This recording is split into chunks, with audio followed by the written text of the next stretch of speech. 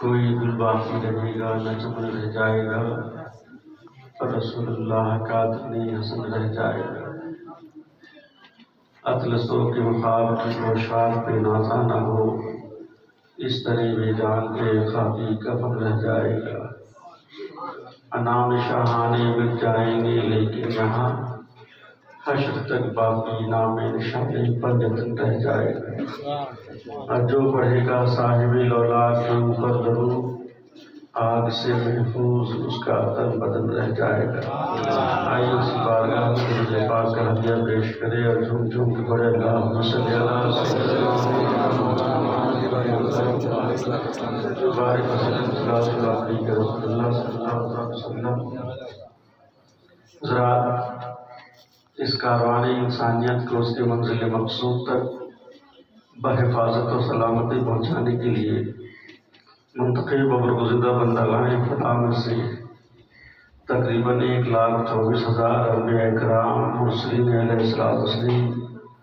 تاریخ عالم کے مختلف ادوار اور عہد میں مبعوث کیے گئے، جنہوں نے تدابیر تبشیر انذار، دعوت حکمت اور موعظت حسنہ کے ساتھ اپنا فریضہ تبلیغ ادا کیا، اور ان پیغمبران برحق کے لیے صحائف اور کتب سماویہ مشررہ اور قانون سے ہدایت ملی اور توفیق کی ازدی نے انہیں ہر گام پہ سہارا دیا۔ رشد و ہدایت کے ان قافلہ سالاروں کے تشریف آوری کا یہ سلسلہ حضرت آدم علیہ السلام سے لے کر حضرت عیسیٰ علیہ السلام تک چلتا رہا، اور ایک ناف عالم میں ان کی نورانی شعائیں بکھرتی رہی تاکہ وہ رسول محتشم نبی محترم صلی اللہ تعالی وسلم اس خاکدان عالم کی رونق اور زیب و زینت بن کے جلوہ افروز ہوئے، کہ دعائے ابراہیم خلیل اللہ بھی ہیں یا نوید عیسیٰ روح اللہ بھی ہیں، جن کی بعثت بابرکت کا انتظار ان سبھی پیغمبروں نے کیا جن سے آپ پر ایمان لانے کا عہد و میثاق اس دنیا میں آمد سے نہ جانے کتنے ہزار سال پہلے لیا جا چکا تھا۔ بِإِذْ أَخَذَ اللَّهُ مِيثَاقَ النَّبِيِّينَ لَمَا آتَيْتُكُم مِّن كِتَابٍ وَحِكْمَةٍ ثُمَّ جَاءَكُم رَّسُولٌ مُّصَدِّقٌ لِّمَا مَعَكُمْ لَتُؤْمِنُنَّ بِهِ وَلَتَنصُرُنَّهُ۔ یاد کرو جب اللہ نے پیغمبروں سے عہد لیا کہ میں تمہیں کتاب اور حکمت دوں، پھر تمہارے پاس وہ رسول تشریف لائے جو تمہاری کتابوں کی تصدیق فرمائے، تو تم ضرور ان پہ ایمان لانا، ان کی مدد کرنا، جو جامع کمالات انبیاء اور مرسلین ہی نہیں بلکہ فخر رسولہ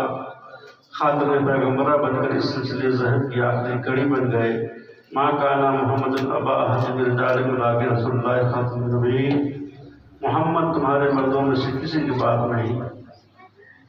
ہاں وہ اللہ کے رسول اور سب سے آخر میں آنے والے نبی۔ آتے رہے انبیاء کما قیل لہم والخاتم وحقکم بخاتم تم، یعنی جو ہوا دفتر تنزیل تمام، آخر میں ہوئی مہر اکملت لکم۔ زمانے حضرت آدم علیہ السلام سے لے کر حضرت عیسیٰ علیہ السلام تک شریعت منسوخ اور ملت معدوم ہوتی رہی، لیکن دین اسلام ایک ہی رہا، اور اسی دین واحد کی دعوت سارے انبیاء اور مرسلین نے دی۔ جہد رسالت مآب صلی اللہ تعالیٰ علیہ وسلم نے اپنے درجے تمام و کمال کو پہنچ لیا، اور اسلام کی ذاتی حقیقت کا اعلان اس طرح کر دیا گیا،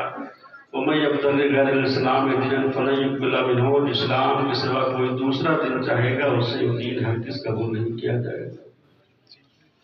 سرکار دو عالم صلی اللہ تعالی وسلم ایک مرتبہ ایک غزوے میں تشریف لے گئے۔ اثناء سفر میں ایک صحابی کا اونٹ گم ہو گیا۔ انہوں نے اپنے عقیدے کے مطابق حضور کے پاس حاضر ہو کے فریاد کی اور غیب کی خبر رکھنے والے رسول سے اپنے گمشدہ اونٹ کا پتہ دریافت کیا۔ حضور نے اپنے علم کی روشنی میں فرما دیا کہ تمہارا اونٹ فلاں وادی میں فلاں مقام پر کھڑا ہوا ہے۔ چنانچہ وہ صحابی الٹے پاؤں حضور کے بتائے ہوئے مقام پہ روانہ ہوا۔ اب لشکر میں کچھ منافقین میں تھے، انہیں معلوم ہوا کہ حضور نے کسی گمشدہ صحابی کے اونٹ کے بارے میں یہ خبر دی ہے کہ اونٹ کسی مقام پہ ہے، تو وہ لوگ از راہ تنگ سے کہنے لگے وما یدری محمد بالغیب، محمد غیب کی باتیں کیا جانے ہیں۔ بالکل انہوں نے فرضی باتیں کہی ہیں، چھپی ہوئی باتوں کا حال انہیں کیا معلوم۔ جب یہ لوگ واپس آئے تو حضور کو معلوم ہوا کہ فلاں فلاں لوگ حضور کی علم غیب کے بارے میں اس طرح کا طنز کر رہے تھے۔ تو حضور نے جب ان سے بلا کر سوال کیا، جب ان سے پوچھا گیا اور جب ان سے کوشچن ہوا تو بدل گئے اور کہنے لگے ہمارے قوم کے چند نوخیز لڑکے یوں ہی ازراہ مذاق آپس میں اس طرح کی باتیں کر رہے تھے، ویسے ہم لوگ حضور کے غیبدانی کے منکر نہیں ہیں، ہمارا بھی وہی عقیدہ ہے جو عام صحابہ کا ہے۔ ابھی اپنی صفائی میں وہ بیان دے ہی رہے تھے کہ فوراً جبریل امین کی آیت لے کے نازل ہوئی، قل باللہ وآیاتہ ورسولہ کنتم تستہزئون لا تعتذروا قد کفرتم بعد ایمانکم۔ اے محبوب فرما دیجیے کہ کیا مذاق کرنے کے لیے اللہ اور اس کی آیتیں اس کا رسول ہی رہ گیا ہے؟ باتیں نہ بناؤ، ایمان قبول کرنے کے بعد تم کافر و مرتد ہو گئے۔ حضرات اس آیت میں دیکھیے تنبیہات کا لگاتار سلسلے سرزا دینے کے لیے کافی ہے۔ پہلی بات تو یہ سمجھ میں آ گئی کہ رسول کے شان میں کسی طرح کا اہانت آمیز جملہ فقط رسول ہی کا انکار نہیں، خدا کا بھی انکار ہے۔ آج جو لوگ توحید و خداوندی کا نام نہاد سہارا لے کر اس کے رسول کی تنقید کرتے ہیں، وہ اس گمان میں نہ رہے کہ یہ تنقید صرف رسول کی ہی ہے، بلا تفریق کی تنقید شان خداوندی کی بھی ہے۔ اور دوسری بات یہ سمجھ میں آ گئی کہ رسول کے بارے میں علم غیب کا عقیدہ کوئی فرضی چیز نہیں ہے، اس کا مذاق اڑایا جائے۔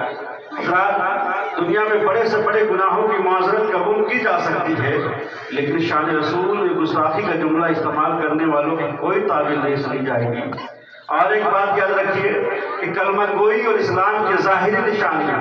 توہین رسالت کے نتائج و احکام سے کسی کو بچا نہیں سکتی۔ لاکھ کوئی اپنے آپ کو مسلمان کہتا رہے، تنقید شان رسول کے ارتکاب کے بعد اس کے لیے دائرہ اسلام میں اب کوئی گنجائش نہیں ہے۔ تکفیر کے ذریعہ اس کے اخراج کا اعلان کر دینا ضروری ہے تاکہ مسلم معاشرہ اس کے نمائشی اسلام سے دھوکہ نہ کھا سکے اور اس کے ساتھ دین اشتراک کا کوئی تعلق باقی نہ رکھا جا سکے۔ حضرات یہ وہ محبوب ہیں جن کی ذات گرامی اصل کائنات اور خاصہ موجودات، جو ذات شاہکار فطرت حبیب پروردگار جنہیں خدا نے پیدا فرمایا تو حسن اعتدال بخشا، جنہیں اللہ نے ادب دیا تو سیرت کا جمال بخشا، جنہیں علم دیا تو عالم ما کانا ما یکون بنا دیا، خلق دیا تو انک لعلی خلق عظیم کہہ دیا، عطا کا ذکر کیا تو انا اعطیناک الکوثر فرما دیا، اب محبوب کے در سے گفتگو کا ذکر کیا تو فرما دیا ما ینطق عن الہوی ان ہوا الا وحی یوحی، اور سفر مقصود کا تذکرہ فرمایا تو سبحان الذی اسری بعبدہ لیلا کا جامہ پہنا دیا، اور اپنے محبوب کی منصرائی کی تو فرما دیا وما ارسلناک الا رحمۃ للعالمین، اور دنیا کو عشق محبت کرنے کی ترغیب دی تو کہہ دیا قل ان کنتم تحبون اللہ فاتبعونی یحببکم اللہ۔ تو اب آپ بخوبی سمجھ گئے ہوں گے کہ کس محبوب میں مثال سے عشق اور محبت کرنے کی بات کی جا رہی ہے، کس محبوب سے تعلق اور انسیت رکھنے میں کلام ہو رہا ہے، کس کے سایہ عطفت کے نیچے زندگی بسر کرنے کے لیے کہا جا رہا ہے۔ اللہ اکبر، وہ محبوب کہ جن کے دامن محبت کو صدیق اور فاروق نے اپنا متاع زندگی سمجھا، جن کے دامن کرم کو عثمان و علی نے کائنات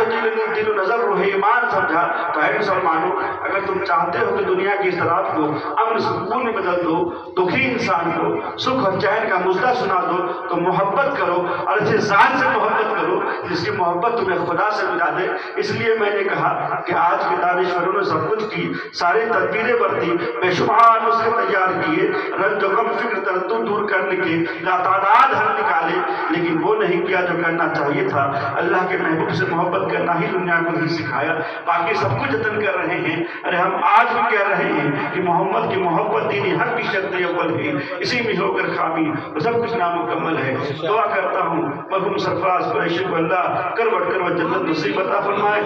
جہاں قبر میں جنت کی کھڑکیاں کھول دے اور ان کے سغائر کبائر گناہوں کو اپنے حبیب کے صدقے سے معاف فرما دے۔ آئیے اسی محبوب کی بارگاہ میں کھڑے ہو کے صلوات